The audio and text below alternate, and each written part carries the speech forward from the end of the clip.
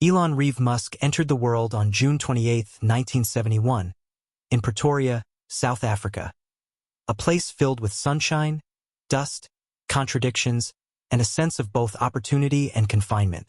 His upbringing was neither ordinary nor predictable.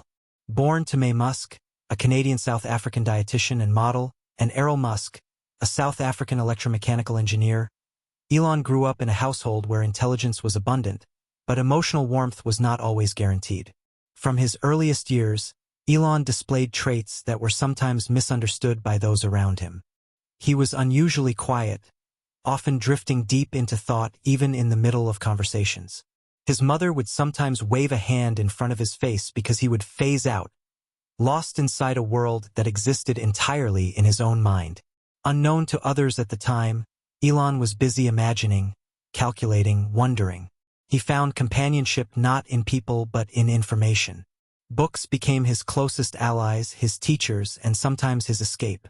By the time he was 8 or 9 years old, Elon had read through an entire encyclopedia set. Not once, but twice. He devoured science fiction novels, engineering manuals, mythology books, biographies of great inventors, and anything else he could get his hands on. Whereas other children ran outside to play football, Elon was lost in the pages of The Hitchhiker's Guide to the Galaxy, diving into questions about the meaning of life, the universe, and humanity's place within it. But school life was unbearably harsh. Elon's quiet demeanor and bookish nature made him a target for bullies. The bullying was not casual teasing. It was brutal, violent, and relentless. He was shoved down staircases, beaten on playgrounds, and mocked for being different. One incident left him hospitalized after a group of boys pushed him down a flight of stairs and then continued kicking him until he lost consciousness. This physical and emotional trauma pushed him even deeper into solitude, but it also built within him an inner resilience, a toughness that would later fuel his tireless work ethic. At home, things were equally complicated. His parents separated when he was young, and Elon, for reasons even he didn't fully understand, chose to live with his father. It was a decision he would later describe as one of his biggest mistakes. The household environment was strict, emotionally cold, and often tense. But living with his engineer father gave Elon something else: access to blueprints, tools, machinery, and technical discussions that would influence him profoundly. Errol would bring home parts from engineering projects, and Elon would examine them carefully, asking questions, sometimes taking them apart just to understand how they worked. Even before computers entered his life, Elon was already thinking like an inventor. He would sketch machines in his notebooks and imagine futuristic cities, rockets, vehicles, and secret underground bases inspired by the sci-fi worlds he read about. He didn't just dream, he analyzed, calculated, designed. Pretoria in the 1970s and 80s was a place of contrasts. The warmth of the African sun mixed with the coldness of apartheid-era divisions. Elon witnessed inequality, conflict, and a rigid social structure. These experiences, though he rarely spoke about them, deeply shaped his worldview. They instilled in him a sense that the world was far from perfect, and that it desperately needed bold thinkers willing to innovate beyond the boundaries of normal. His mother worked multiple jobs just to support her children, sometimes juggling 5 professions at once. From her, Elon learned endurance, self-discipline, and the principle that one should never complain, you simply keep going.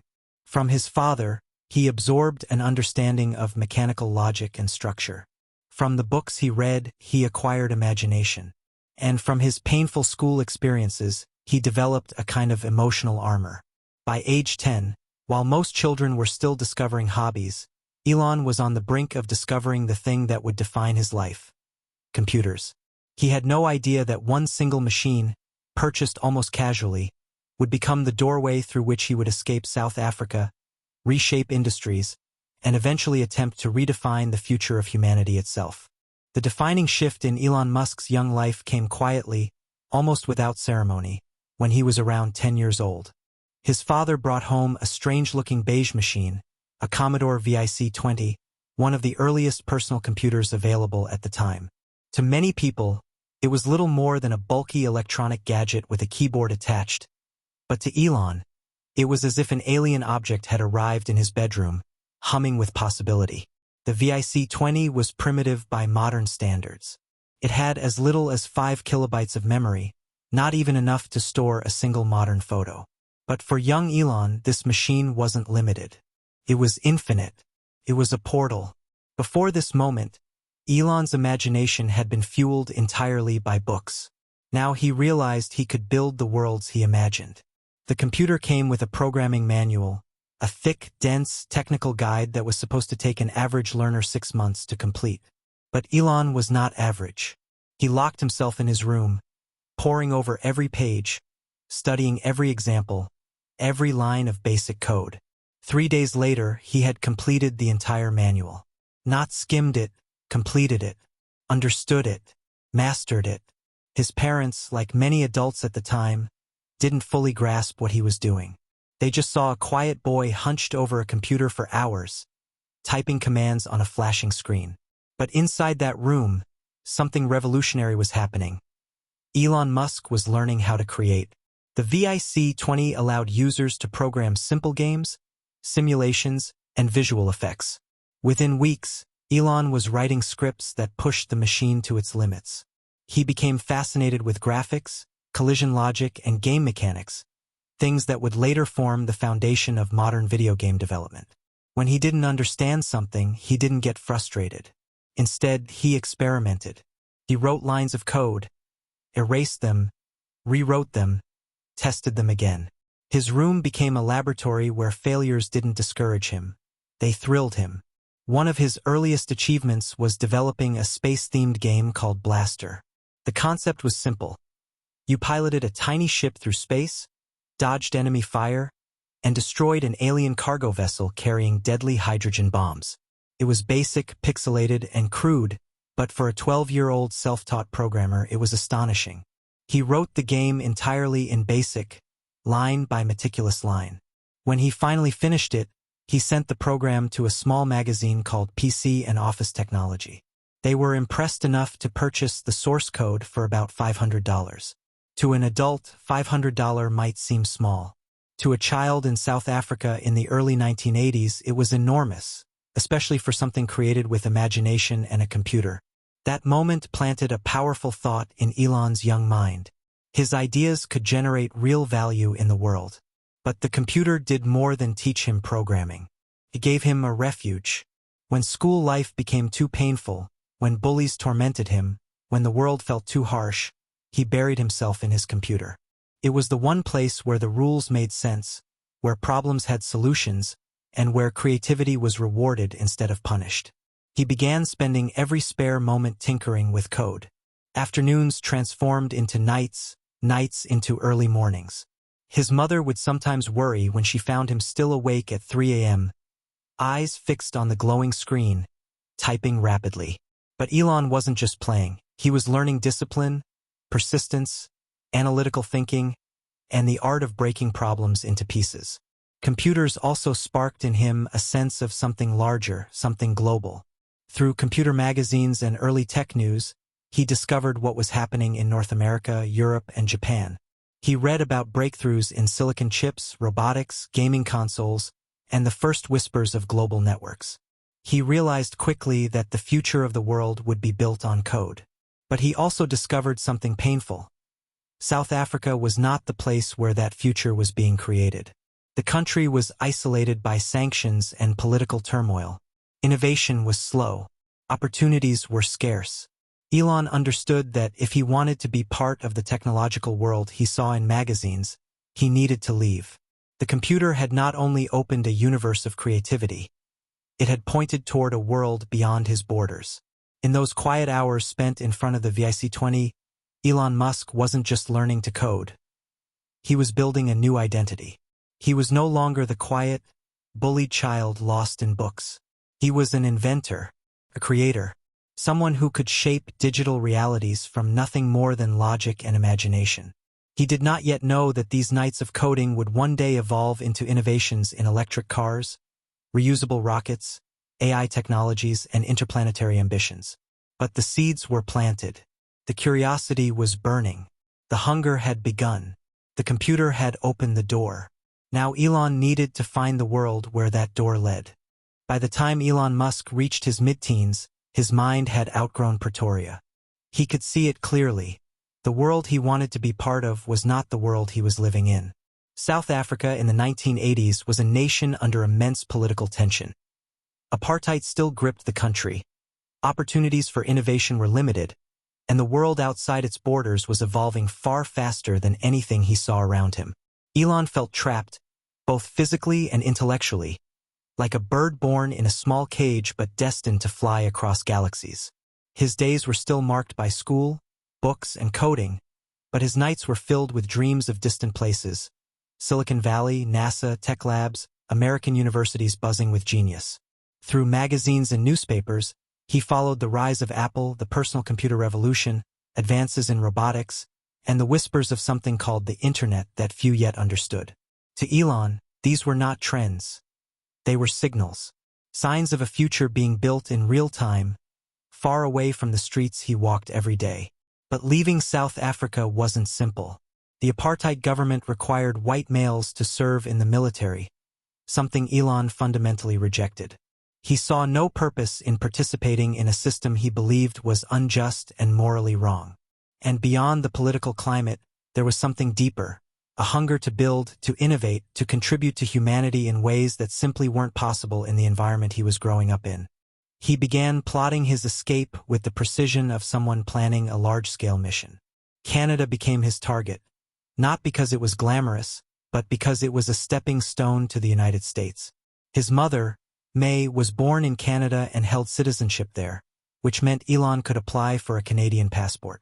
If he could just reach Canada, then perhaps, eventually, he could make his way to America, the land of technology, entrepreneurship, and possibility. At 17 years old, armed only with his mother's citizenship papers, an almost naive level of courage, and a mind full of ambition, Elon made his move. He packed a small suitcase and boarded a plane alone, leaving behind everything familiar: his home, his family, his country, and even the little world of safety he had carved for himself. He didn't have a detailed plan, a safety net, or significant savings. What he had was belief that a better future awaited him, belief that he could become someone more than the quiet boy bullied in school, belief that greatness demanded sacrifice. Arriving in Canada was a shock. The country's icy air and sprawling cities were unlike anything he had ever experienced in South Africa. He stayed with distant relatives at first, sleeping on couches or in spare rooms, doing whatever he could to survive. Jobs were scarce, and money was tight, but Elon refused to be discouraged. He took whatever work he could find, sometimes cleaning boilers in dangerous industrial plants, sometimes working on farms, sometimes doing physical labor that left him exhausted.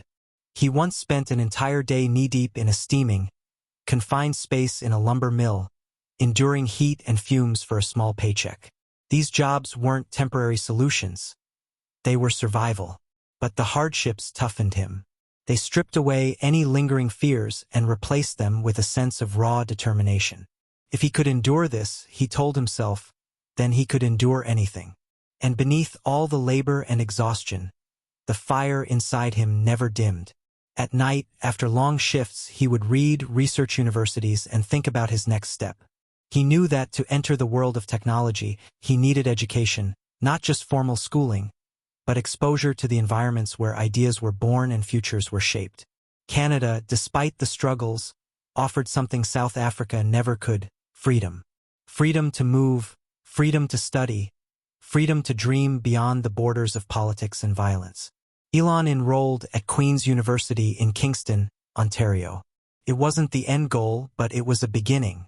It was here that he began to see opportunity forming around him. A diverse environment full of ambitious students, new ideas, and connections that broadened his perspective even further. He became more confident, more vocal, and more certain that he was on the right path. Canada was not the destination. It was the gateway. Every cold morning, every low-paying job, every challenge he endured was one step closer to the world he envisioned. Elon didn't merely leave South Africa. He launched himself away from it, like a rocket separating from its first stage, heading toward a horizon that only he could see clearly. This was the moment when Elon Musk stopped being just a gifted child and became a young man driven by a mission: to reinvent his future, and eventually the future of humanity. Queen's University in Kingston, Ontario, was where Elon Musk first tasted what it felt like to be part of a truly global environment. A place where ideas moved quickly, where people from different cultures gathered, debated, and dreamed about their futures. Compared to his isolated, often painful childhood in South Africa, the university felt like a gateway to a bigger world. For the first time, Elon began to experience something resembling belonging. He wasn't yet the outspoken, confident visionary the world would eventually know.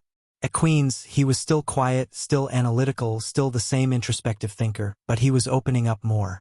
Slowly, he started engaging in discussions, participating in competitions, and surrounding himself with people who shared ambition. He developed a reputation for being both unusually intense and surprisingly humorous.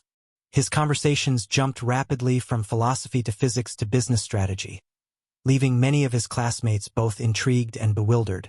But Elon wasn't just studying, he was observing.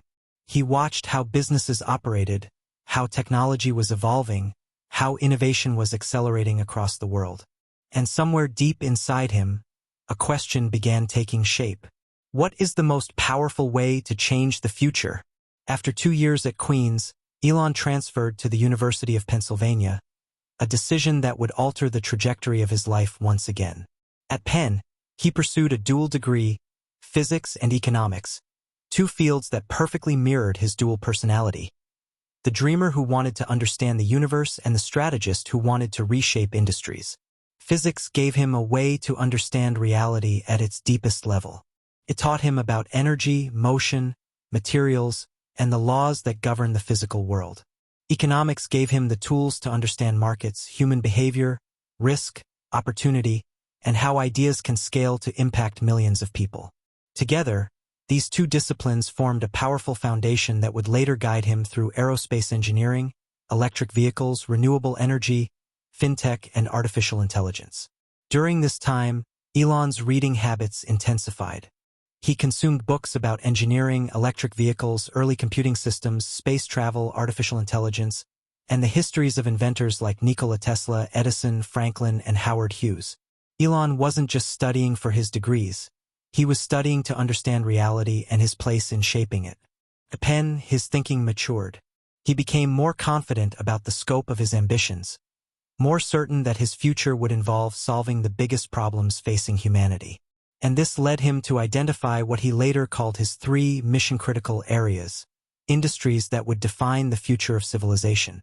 1. The Internet, the nervous system of human progress. Elon recognized early that the Internet would fundamentally reshape communication, media, business, and society. In the mid-1990s, most people still treated it as a niche curiosity. Elon saw it as the next revolution, the most powerful tool for sharing information and accelerating innovation across borders. 2. Renewable energy, the path to a sustainable future. Climate change was already becoming a global concern. Elon believed that humans needed new energy systems, solar power, electric vehicles, battery storage, to prevent environmental collapse and maintain long-term prosperity. He saw this not merely as a business opportunity but as a moral responsibility. 3. Space exploration, humanity's insurance policy. Elon's love for space had never faded. From childhood nights spent reading science fiction to the physics classes that illuminated the mechanics of the universe, space remained his obsession. He believed humanity was destined to become a multiplanetary species, not for glory, but for survival. If Earth ever faced a catastrophic event, another habitable world could save mankind. These were not simple interests, they were the seeds of his future empire. Everything he would later build, from SpaceX to Tesla, from Solar City to Neuralink, all had roots in these years of deep reflection and intellectual formation. While studying at Penn, Elon also started experimenting with entrepreneurship. He and a friend rented a dilapidated, inexpensive 10-bedroom house and turned it into an unofficial nightclub to earn money, hosting parties that drew massive crowds. Elon, however, remained sober and analytical, often standing in the corner, watching how people behaved, thinking about how businesses and systems functioned. Even in those moments, his mind was calculating, learning, absorbing patterns. And then there were the late-night conversations, long philosophical debates with fellow students about the future of the world. Elon would fiercely argue that real change didn't come from small, safe ideas. It came from bold, audacious visions that seemed impossible. He believed the only way to create progress was to break away from fear. By the time Elon graduated, he had not only earned degrees but also clarity. He was no longer the boy trying to escape a difficult childhood. He was now a young man preparing to reshape entire industries. His journey from South Africa to Canada to the United States had transformed him, step by painstaking step, into someone who wanted to redefine what humanity believed was possible.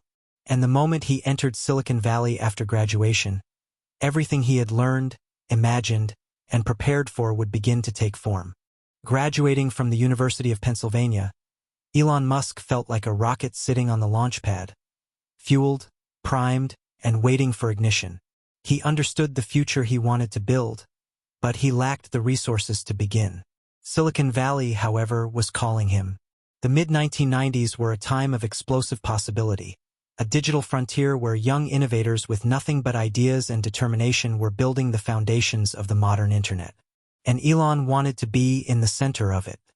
He moved to California with almost no money, carrying little more than a duffel bag, a head full of ideas, and the obsession that he had to make something of his life.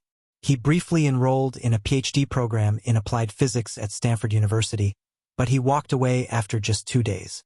He wasn't leaving because he lacked discipline. He left because he sensed that something bigger was happening outside academia. The internet revolution was accelerating, and Elon knew that even 2 years in a classroom could mean missing the moment. Elon and his younger brother, Kimball Musk, rented a small office space in downtown Palo Alto. The office wasn't just the birthplace of their first company. It was also their home. They were so broke they couldn't afford separate accommodation. The office had one old computer, a few pieces of second-hand furniture, and a bag of clothes tucked under a desk. Elon coded all night and slept on a beanbag during the day. Kimball slept on a tiny mattress wedged in a corner. They showered at a nearby YMCA, and their meals were whatever they could afford, often cheap takeout or basic groceries that could last the week. But they didn't care. They were on a mission. Their idea was ambitious: build a digital directory and mapping service for newspapers. In a time before Google Maps, before online listings, before digital advertising, Elon envisioned a platform where businesses could be found online, complete with maps, directions, and searchable information. This became Zip2. Elon coded obsessively. Sometimes he programmed for 24 to 30 hours straight, refusing to stop until he'd solved a problem. He'd work until he physically couldn't keep his eyes open, collapse on the beanbag, sleep a few hours, then wake up and resume coding. People around the office complex would sometimes mistake him for a janitor or a homeless man because he wore the same few shirts every week and looked perpetually exhausted. One of the early challenges was convincing businesses, especially newspapers, that the internet wasn't a fad. Many executives didn't understand what a website truly was, let alone why they needed online maps or listings. Elon, still in his early 20s, had to walk into boardrooms full of middle-aged businessmen and sell them a vision of the future. He wasn't yet the commanding public figure he would later become. He was shy, extremely soft-spoken, and awkward around crowds.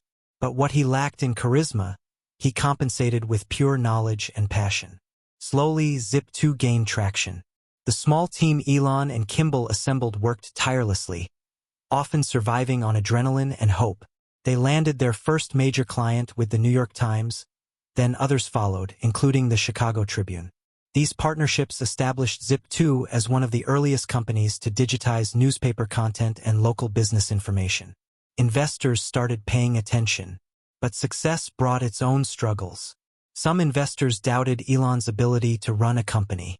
They acknowledged his brilliance as a coder but felt he lacked leadership experience. They pushed to replace him as CEO, a pattern that would repeat during other stages of his career. But Elon didn't care about titles. He cared about progress. And even without the title of CEO, he remained the core engine powering the company's innovation. Zip2 grew rapidly. By 1999, the company had become a rising star in Silicon Valley's growing constellation of tech startups. That year, Compaq acquired Zip2 for nearly $307 million in cash, one of the largest deals of the early internet era. Elon, still in his late 20s, walked away with around $22 million after taxes. For the first time in his life, Elon Musk wasn't struggling to survive. The boy who once cleaned boilers in Canada and slept on beanbags in Palo Alto now had the financial means to pursue larger dreams. But the sale of Zip2 was not the end. It was just the ignition. Because while Zip2 had introduced Elon to the world of tech entrepreneurship, it did not satisfy the deeper questions he wrestled with. Those questions about humanity's future, sustainable energy, and interplanetary survival. And so, with money in his pocket and ambition burning hotter than ever, Elon Musk aimed for his next target: the financial system. The internet revolution had disrupted many industries, but not banking. And Elon was about to change that. What came next was X.com, the company that eventually became PayPal, and it marked the beginning of a new era in Elon's life. With the sale of Zip2 behind him, Elon Musk was no longer just a dream-filled programmer. He was a young millionaire armed with a restless imagination and a burning belief that the internet had only scratched the surface of its potential. It was 1999, the dawn of a new digital century, and Musk felt compelled to build something far more ambitious than anything he had done before. While most new millionaires would have taken time to relax, Elon plunged straight into an idea that many considered overly daring: an online financial superplatform. He envisioned a single website where people could store money, transfer funds, access loans, manage investments, insure themselves, and handle every aspect of modern banking, all digitally. At a time when most people were still afraid to enter their credit card details online, Musk saw a future where physical banks would become unnecessary relics of the past. This vision materialized as X.com, one of the first fully online banks in the world. Elon poured a significant portion of his own money into it, not just to fund the venture but to signal total commitment. X.com wasn't meant to be another internet startup. Musk intended it to be the financial backbone of the future. The early reception was impressive. Customers flocked to X.com out of curiosity and because Elon offered small cash incentives for signing up, a clever and aggressive growth strategy. But inside the company, there was friction. Traditional finance experts hired to help run the banking side often clashed with Elon's unconventional, fast-moving engineering mindset. Musk believed in rapid experimentation. The finance veterans believed in caution, stability, and strict risk management. These opposing philosophies simmered beneath the surface as X.com grew. Meanwhile, a small rival company named Confinity was developing a peer-to-peer payment system intended for handheld devices like the Palm Pilot. Their email-based payment tool, eventually known as PayPal, gained quick traction, especially among online sellers. Soon, users were comparing X.com and PayPal directly, and competition between the two became intense. In early 2000, recognizing the destructive potential of a prolonged rivalry, the two companies agreed to merge. Though the merger was positioned as a partnership, Elon became the largest shareholder of the combined entity and was appointed CEO. The new company retained the name X.com, and Musk pushed forward with his dream, transforming it into the world's dominant financial platform. However, the merger also brought new tensions. Confinity's founders, including Peter Thiel and Max Levchin, had a different vision.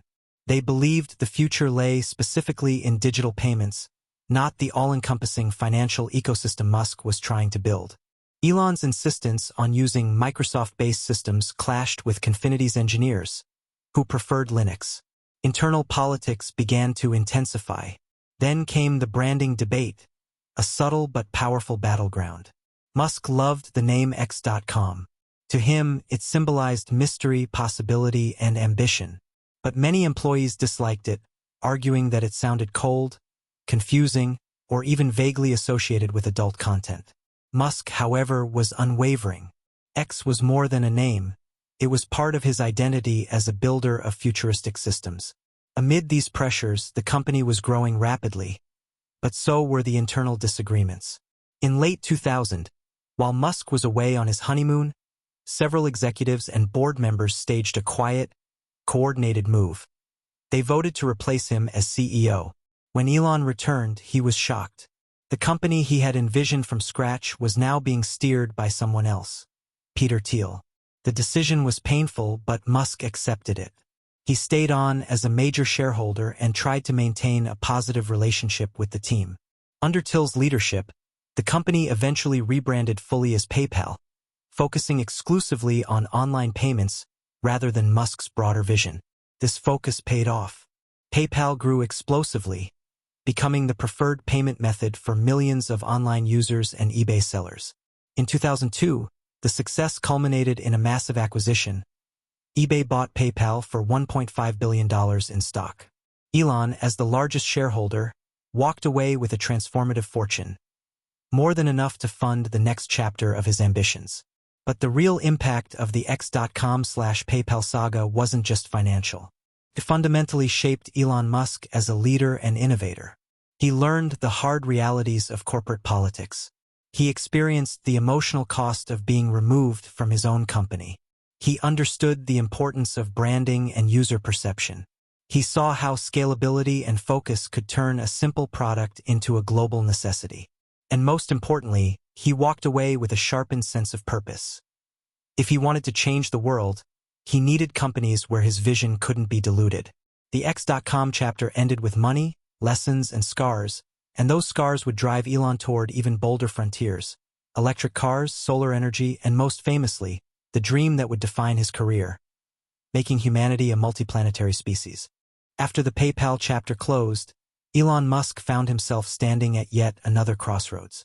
He was wealthy, yes, but wealth had never been the destination for him. It was only a tool. And now, with more financial freedom than ever before, the question became, what should he build next? What future should he chase? For most people, this would have been the moment to retire early. But for Elon, who had been dreaming about space since he was a child devouring science fiction novels in South Africa, retirement wasn't just unlikely, it was unimaginable. From a young age, he had looked up at the stars and felt a mysterious pull, a sense that humanity was meant for something far greater than simply surviving on one fragile blue planet. As the years went by, his belief grew stronger. If humanity didn't expand beyond Earth, then someday one disaster, natural or man-made, could end our entire species. To him, space wasn't just adventure, it was survival. After leaving PayPal, Musk began researching every aspect of space travel. He wasn't looking to start a company at first. He was looking for a way to help humanity advance. His initial idea was almost philanthropic. He wanted to inspire people, especially Americans, to rekindle their passion for space exploration. NASA's funding had been reducing for years, missions had slowed, and public excitement had faded. Musk explored an idea called Mars Oasis, a small mission that would send a greenhouse to Mars, allowing plants to grow on another planet for the first time. The image was powerful: life from Earth taking root on another world. He believed that such a symbolic achievement might spark a renewed interest in space exploration. But when he started investigating the cost of rockets, he was stunned. The price of sending even a small payload into space was astronomically high. Established aerospace companies charged hundreds of millions of dollars per launch. Musk traveled to Russia to explore buying refurbished ICBMs, hoping to get a cheaper alternative, but even those negotiations ended in disappointment. The prices were too high, and the bureaucracy too rigid. On the flight back from one of his meetings, Elon sat quietly, scribbling numbers on a notepad. Then a realization struck him with electrifying clarity. The cost of the rockets wasn't a matter of materials, it was a matter of inefficiency. Traditional aerospace companies were building rockets like luxury items. Slow, expensive, handcrafted, and disposable. Musk believed that with modern engineering, a first-principles approach, and the right team, rockets could be built far cheaper. And in that moment, his mission changed. He no longer wanted to just inspire space exploration. He wanted to build the rockets himself. In 2002, with his own money on the line and a dream that many considered impossible, he founded Space Exploration Technologies Corporation, or as the world now knows it, SpaceX. From the start, the idea sounded insane to many. Aerospace was an industry dominated by giant corporations with decades of experience and billions in government contracts. And here came Elon Musk, a software entrepreneur with zero background in rocketry. saying he would build affordable, reusable rockets that could compete with NASA and international space agencies. People laughed. Reporters dismissed him. Former aerospace veterans rolled their eyes. But Elon was prepared for skepticism. What he wasn't prepared for was how difficult the journey would actually be. SpaceX began in a small warehouse in El Segundo, California, where Musk gathered a young team of hungry engineers, many of them in their 20s, untraditional, and excited to build something historic. They slept in sleeping bags at the office, worked late into the night, and lived on cheap takeout food. The atmosphere was electric, a mixture of desperation, belief, and raw innovation. Their first major task was developing the Falcon 1, a small, partially reusable rocket named after the Millennium Falcon from Star Wars. The challenge was enormous. Every component, engines, tanks, avionics, valves, had to be built from scratch. Musk insisted on vertical integration to keep costs down, which meant SpaceX would manufacture almost everything in-house. And so the grind began. Long nights, constant failures, redesigns, and a pressure cooker environment where every mistake mattered. But beneath all the chaos was a mission that kept everyone going. To make space accessible, to make science fiction real, and to take humanity one step closer to Mars. SpaceX was no longer just an idea, it was becoming a force, a rebellion against the slow bureaucracy of traditional aerospace. Musk was willing to risk everything. His money, his reputation, even his sanity, to build a future where rockets were affordable, reusable, and capable of carrying humans beyond Earth. If founding SpaceX was bold, surviving its early years was nothing short of miraculous. When Elon Musk launched the company in 2002, he knew it would be difficult. What he didn't know was just how close he would come to losing everything. Financially, emotionally, and personally. The first major challenge was the Falcon 1, the rocket meant to prove that a private startup could reach orbit. SpaceX built it from scratch, engines, guidance systems, fuel tanks, everything. It was a monumental challenge, but the team pushed forward with an intensity that borders on myth today. By 2006, after 4 years of non-stop work, sleepless nights, and countless failures on the test stand, the Falcon 1 was finally ready for its maiden flight. The world was watching, and so was Elon Musk, a man who had invested not just money, but his soul. But the launch failed. A corroded aluminum nut caused a fuel leak, which triggered engine failure just seconds after liftoff. Years of work went up in smoke over a tiny, overlooked flaw. To some, it was a devastating defeat. To Elon, it was confirmation that they still had much to learn. Failure was painful but survivable. He pushed his engineers harder. He pushed himself harder. Falcon 1 had to fly again. In 2007, SpaceX tried a second launch. This time, the rocket soared beautifully off the pad. The first stage performed as expected. Spirits rose. But then came another disaster. During stage separation, residual fuel caused unexpected motion, leading to a collision between the stages. The rocket tumbled and was lost. 2 failures, 2 heartbreaks. But SpaceX was not done. By now, Musk was pouring almost all of his PayPal fortune into the company. Critics said he was wasting money, that the aerospace industry was too mature and too expensive for a startup. Friends worried about his mental and financial well-being. But Elon refused to quit. He believed that if humanity was ever going to become a multiplanetary species, someone had to take the first impossible steps, and he was willing to be that someone. In August 2008, SpaceX attempted the third Falcon 1 launch. This time, hopes were high. The engineering team believed they had solved the previous issues. There was a sense of electric anticipation in the air. But again, tragedy. The first stage performed perfectly. As the second stage ignition began, a small timing error caused the stages to collide. The result? Another catastrophic failure. 3 launches. 3 explosions. 3 painful reminders that space is unforgiving. And Elon Musk was nearly broke.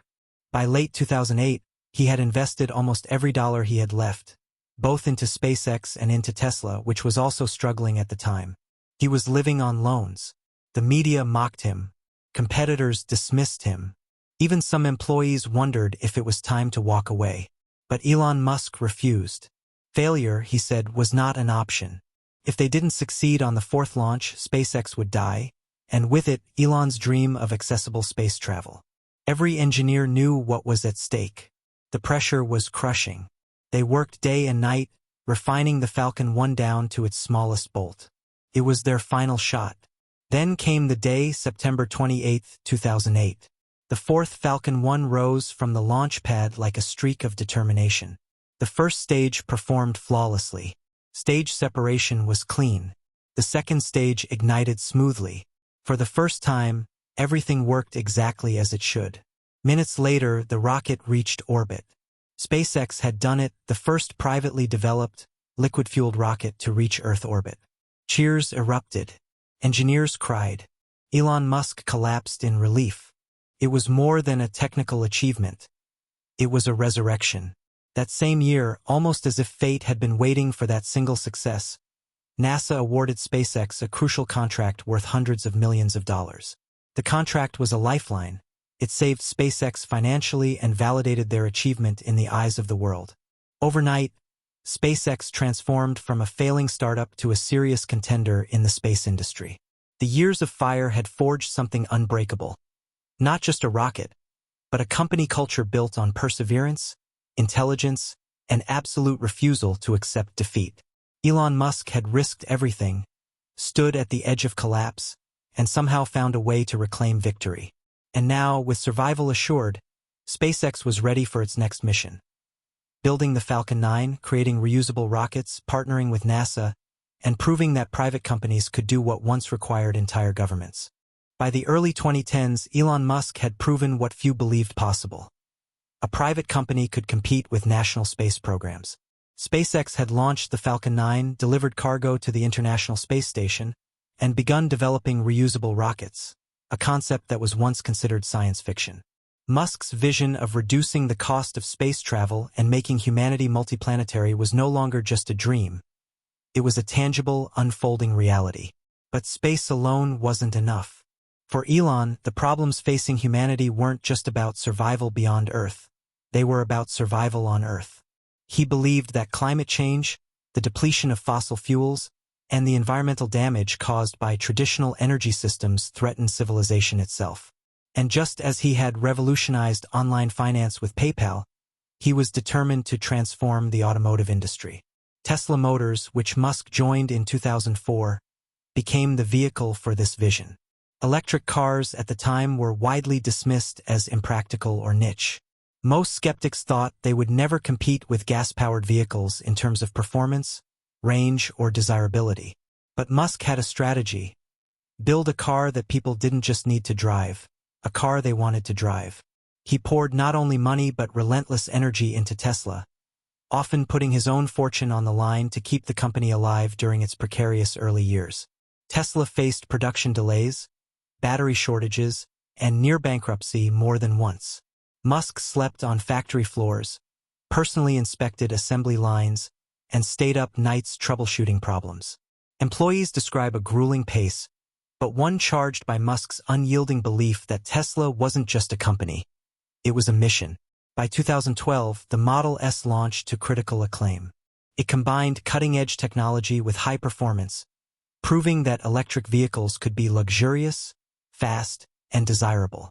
Tesla's stock and reputation soared.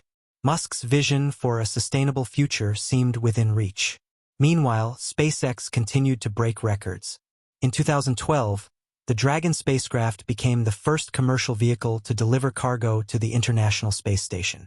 Reusability became the next frontier. With the successful landing of Falcon 9 boosters, Musk turned what had been a trillion-dollar industry for governments into a model where private companies could innovate faster, cheaper, and more effectively. At this point, Musk's influence began to transcend individual industries. He became a global symbol of audacious innovation, someone unafraid to tackle the problems others considered unsolvable.